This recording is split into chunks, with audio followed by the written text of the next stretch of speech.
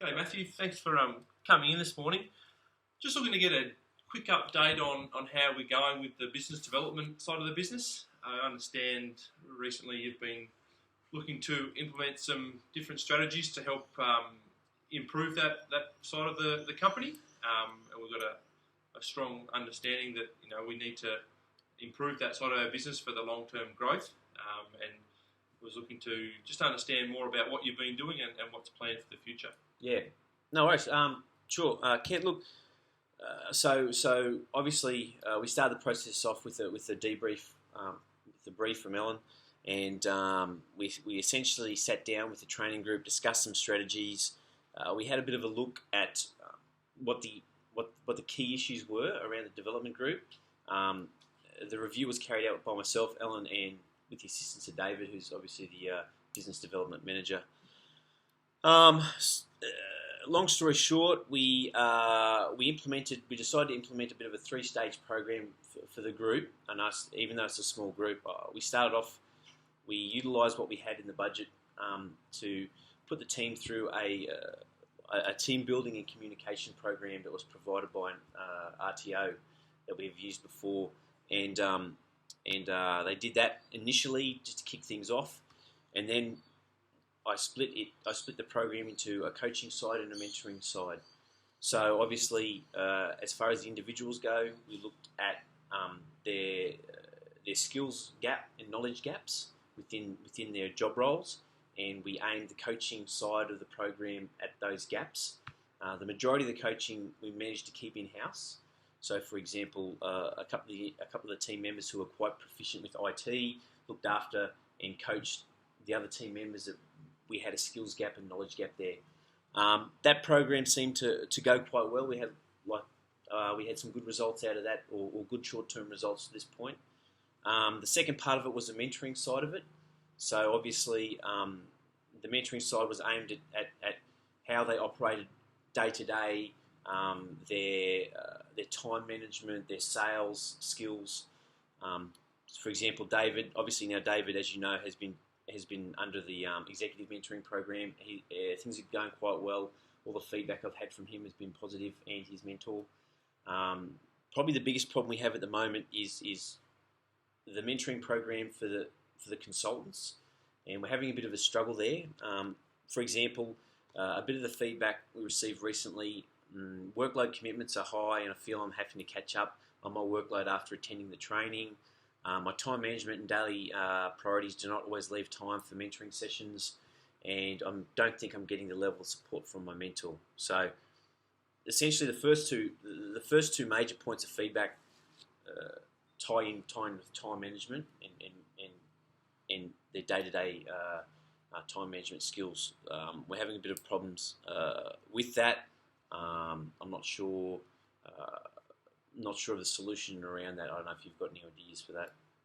Yeah, look, I guess from a senior management perspective, we're really keen to promote the mentoring side of the business. We think that we can leverage off the skills we've got internally and potentially looking to branch out to other people within the organisation who might be better suited to be those mentors for the different guys within the group. Yeah. I understand the work happening with David's probably the most positive outcome in that area, and we might look to leverage off the skill set of other people within the executive group to help out with the other people within the team to try to foster that same sort of success. I guess the other point that I was interested to know was, are the group fully aware and empowered to utilise that training time that's been dedicated to them? The company really sees it an important part of their growth and also the growth of the company to utilise that time and utilise that time efficiently rather than being 100%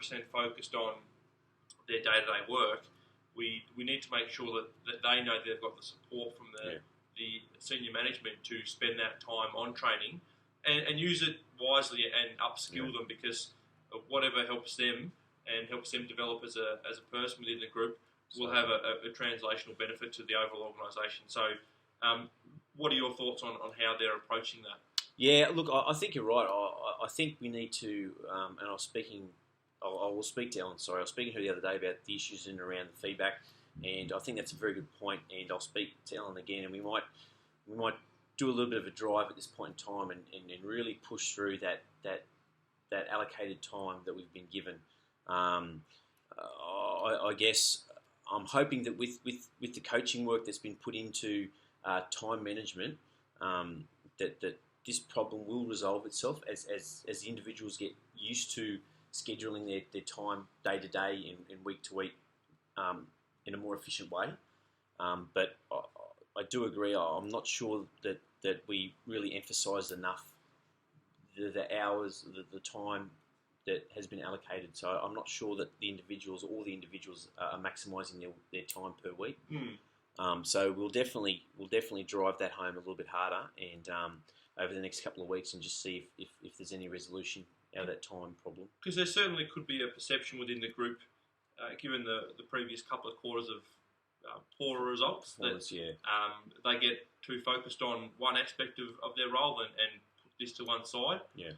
We also need to instill that degree of confidence whilst being realistic about the company's position that changes to staff numbers is our last resort, and we value the employees. And I think if we can generate that degree of internal positivity and momentum without having someone constantly looking over their shoulder, they're going to be more comfortable in their role, and I think the overall benefits to the person and the company will be seen. So it's a difficult system to manage, and I understand that the different personalities are also quite challenging, but instilling that confidence within the group, I think will have a big flow-on effect too. Yeah, well, I'm pretty keen. I like the idea of maybe leveraging some other parts of the business, and I wouldn't mind trying to move some of that mentoring away from the internal structure and getting some mentors from the external side, helping the sales team. So, but I guess we'll have to be careful with that external